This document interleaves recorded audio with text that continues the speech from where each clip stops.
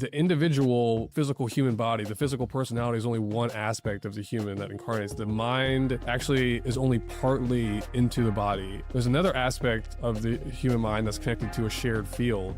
So in a way, humanity actually is a single entity that is expressing itself through these various cells.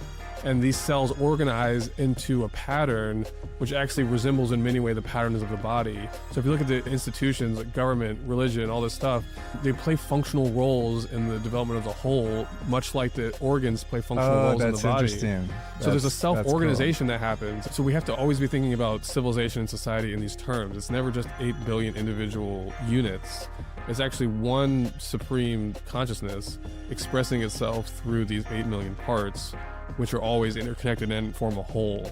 And so the ultimate form of civilization, the ultimate form of a collective is actually those 8 billion parts, each playing their own role and doing the best they can to realize their part, but they're all consciously aware of and in tune with the idea that there's actually one spirit manifesting through the planet and that we're all servicing that spirit. So that becomes the earth as the kingdom of the spirit.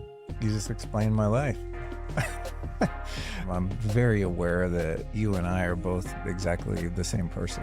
It's like when you sit here, I'm just looking at myself in a different outfit. You know what I mean? I forget it sometimes, but it's fundamental to the point where I couldn't disbelieve it or forget it. And that's where I derived my care, compassion, empathy, love,